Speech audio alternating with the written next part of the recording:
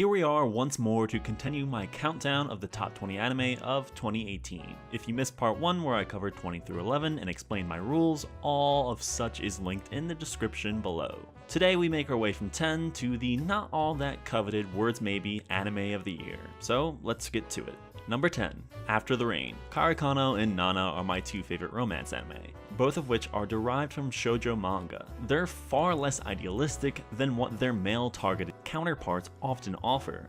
Like those two phenomenal works, After the Rain doesn't have a bland boy protagonist with an inexplicable gravitational pull upon all the cute girls from his high school. In fact, the boy at the heart of this romance isn't even a boy.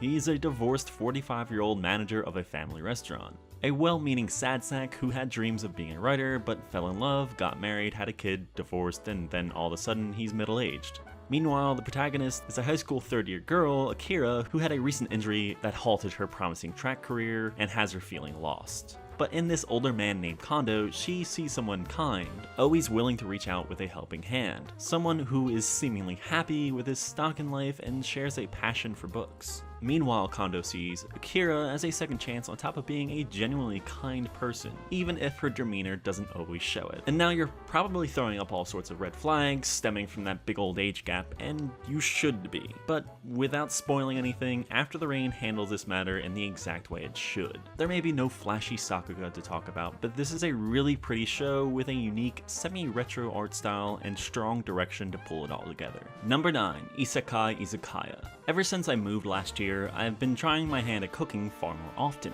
It's a rewarding experience where I can keep busy while listening to music or a podcast to create a relaxing atmosphere. All the while, my attention is predominantly kept to making whatever dish I have in mind. As someone who has trouble focusing on one thing at any given moment, in fact, while attempting to write this, I stood up from my desk and began to pace around my room, thinking about plans for future content, and then lamenting that I've been unable to clear out my backlog of anime this year, play games I want to, and create a consistent schedule for photography, or run as much as I'd like. That alone should make my dilemma quite clear. So cooking forces me to stay focused on the task at hand. Plus, at the end of it, I get to share some tasty food with my roommates, or just relax with a good meal and some anime.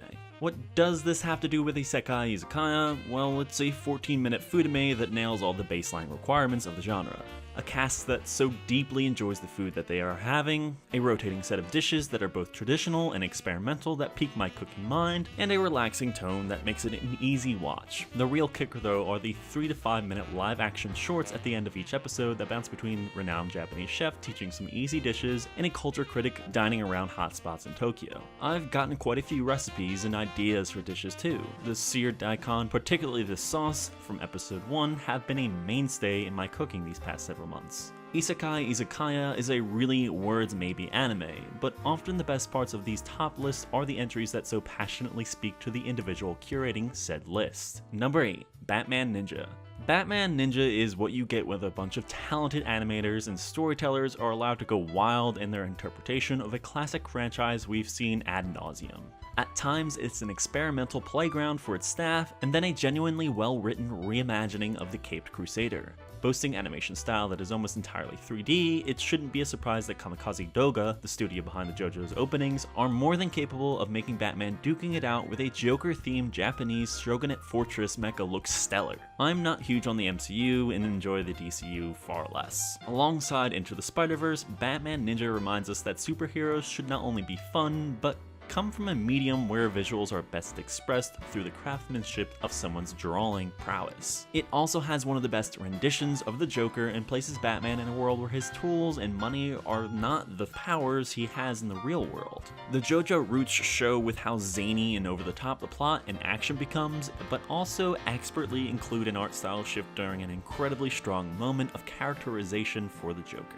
Number 7, Hinamatsuri. Not just the strongest comedy of the year, but quite possibly the best of the last few. With a Yakuza having to play father to a telekinetic alien middle school girl, the laughs are plentiful. Hinamatsuri doesn't pull this off with humor alone, but ample heart. When the law of her world comes to return the telekinetic Hina, she doesn't have the heart to tell her surrogate Yakuza father, Nita, that she has to leave. So instead she tries to subtly grab his attention, wearing a sweatshirt that says bye bye one day and then the next sayonara. Then there is another wonderful bit with the other telekinetic girl, Anzu, Hina's rival, who dresses like a Yankee and becomes homeless. The whole arc of her learning to be human from a group of homeless, then being pulled out of that situation is genuinely heartbreaking. Hinamatsuri nails the core concepts expected of anime humor. Good reaction faces, a lot of absurdity, but it also wraps it in a semi-plot driven presentation where there is no punching down, just acceptance that we all can be real dummies sometimes. Number 6. Hisune to Masotan.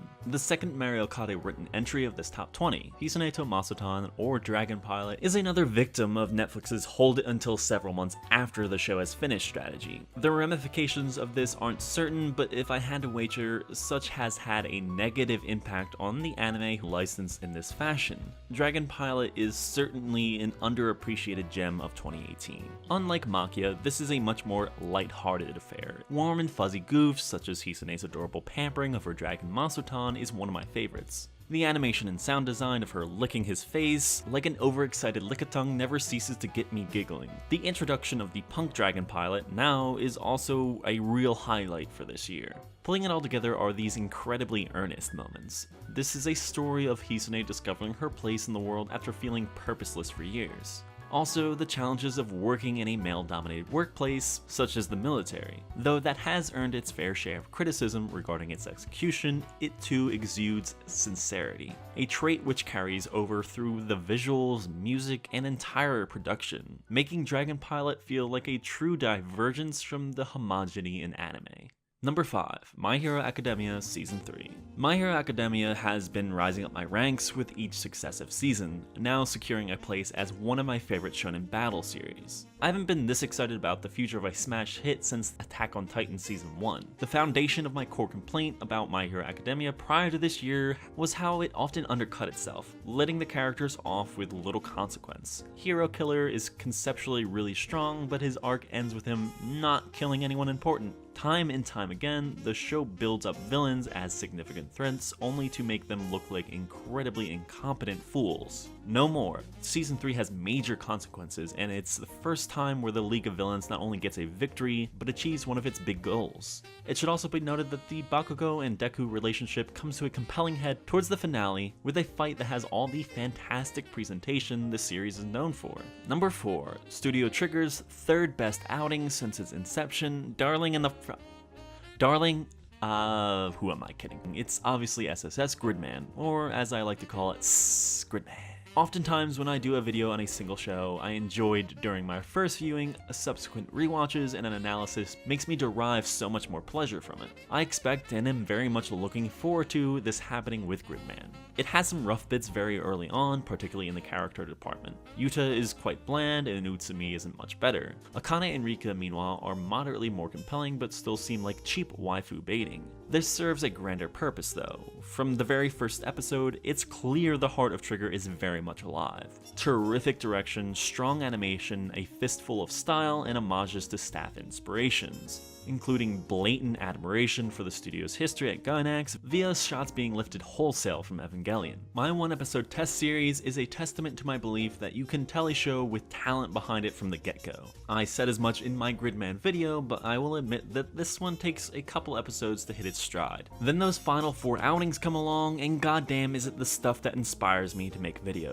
With episode 9 being one of the best singular airings of this entire year, leading to the series finale's final minutes being such a timely and sharp criticism of the very culture Studio Trigger profits from. Number 3. Free Dive to the Future. Free is a show about beautiful, stylish boys learning to be friends through swimming gorgeously animated KyoAni waters. We've got 3 seasons of it now, and usually this would be the point where I'd say, you know if you like it or not. However, a lot of folks never gave the series a fair shake, writing it off as cheap boys love baiting. It's very much not that though. It wasn't from the start, and season 3 carries on this fact, which is as hard as Haruka's abs in the best way yet. Free is as gorgeous as TV anime gets, barring some rare exceptions. Even when there isn't a ton of fluid animation on screen, of which the show has plenty, the fantastic direction, shot composition, and fashion sense behind the characters' designs gave me 2 key revelations reasons this year. Firstly, that I missed the ocean. I had forgotten how much I loved the large amount of time in my youth I spent swimming, surfing, and skimboarding.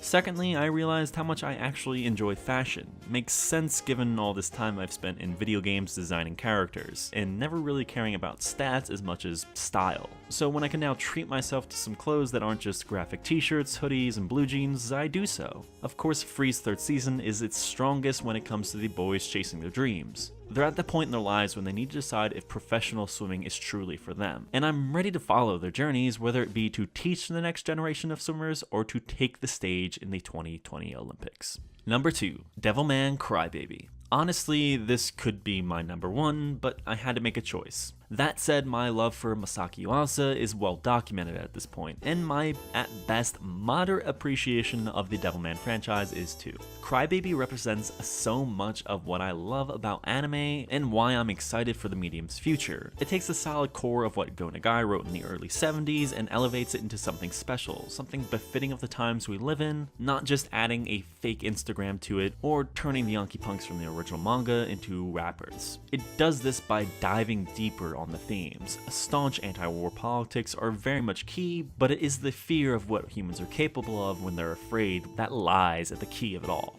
Xenophobia being capitalized on by those in power, the ways in which the lower classes are turned against each other, and so much more.